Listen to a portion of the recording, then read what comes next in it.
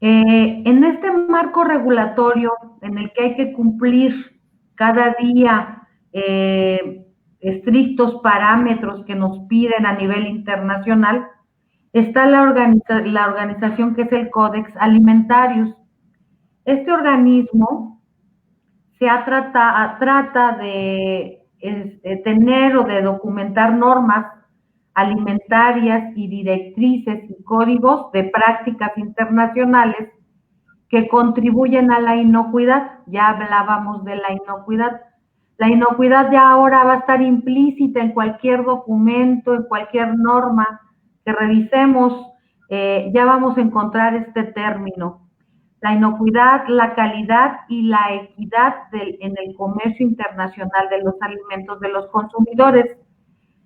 El Códex tiene como fundamento, como principio, algo muy importante, que es proteger la salud del consumidor y asegurar la aplicación de las prácticas equitativas del comercio de los alimentos.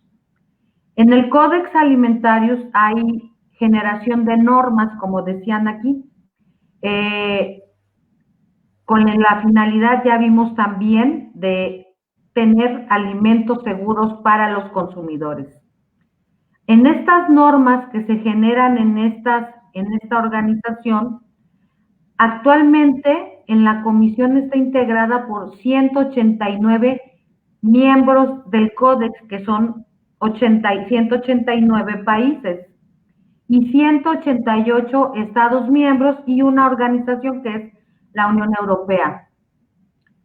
Particularmente dentro del Códex hay comités que se encargan de ciertas específicas áreas. En el caso de la búsqueda de residuos tóxicos en los alimentos, está el Comité del Códex Alimentarios de Residuos Veterinarios en los alimentos. Es en este comité en donde se revisan las normas que tienen que ver con el establecimiento de límites máximos de residuos que puedan estar disponibles para que estos 189 países miembros o estos 189 miembros del Códex puedan adoptar en sus regulaciones, porque esta es una información que el Códex no es obligatoria, pero en estas reuniones de los comités participan estos países de todo el mundo.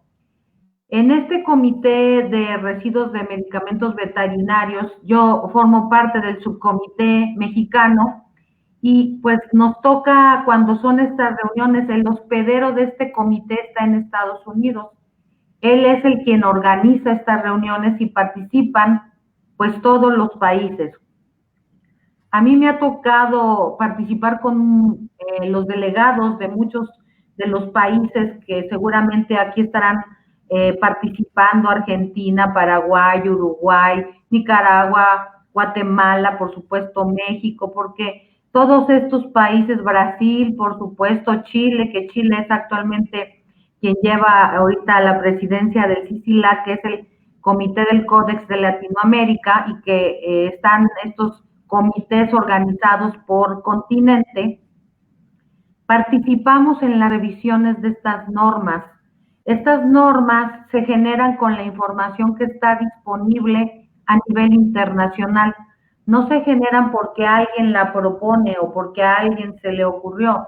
Se genera porque el Códex Alimentarius hace invitaciones a nivel internacional a que los países aporten la información que tienen disponible sobre algunos estudios científicos de farmacocinética, de farmacodinamia, de toxicidad, para que a través de que los países o de que las instituciones puedan enviar o donar esa información, existe un grupo de expertos, que es el YECFA, de expertos. Estos expertos van a evaluar toda esta información y van a poder entonces proponer al comité en una reunión plenaria, que generalmente es cada 2 años, en alguna parte que el hospedero de este comité es Estados Unidos, se revisa esa información y hay abierta la voz para cualquier Estado miembro, que todos los Estados miembros tienen voz y voto y podemos opinar sobre lo que ahí las recomendaciones o el resultado o las conclusiones de las revisiones de este grupo de expertos hace sobre la información que todos los países aportaron. En este sentido, es que el Codex Alimentarius empieza a generar estas normas. En particular, para la norma de miel, aquí hay un documento del Codex Alimentarius que es una norma para la miel. El código aquí lo verán ustedes, y esta norma fue adoptada en 1981. Este es su historial de que esta norma ha sido trabajada.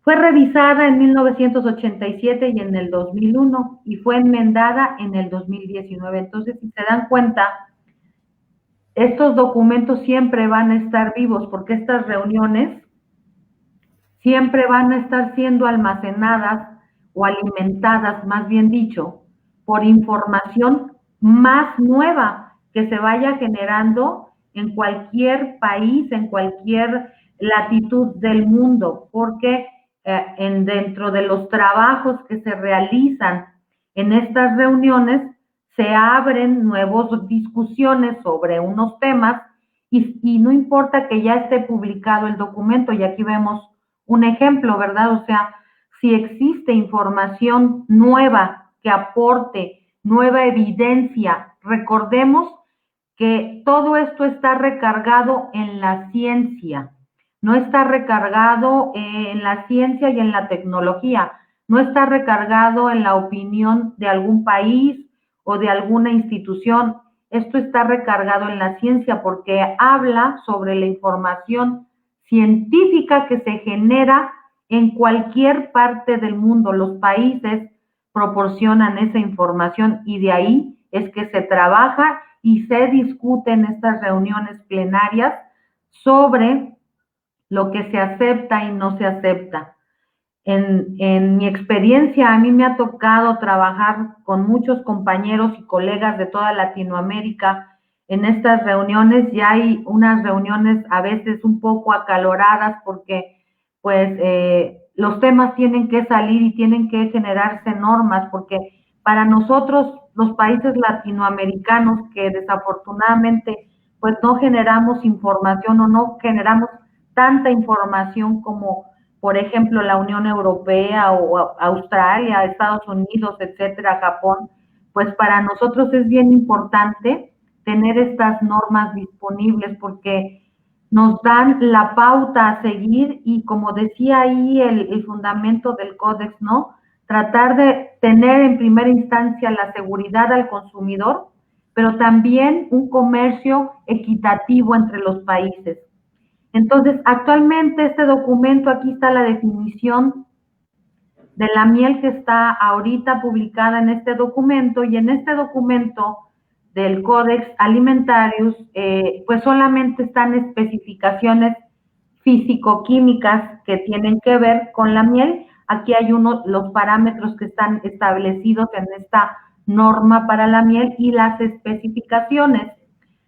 Desafortunadamente, el Codex Alimentarius aún no ha establecido ningún límite para la miel.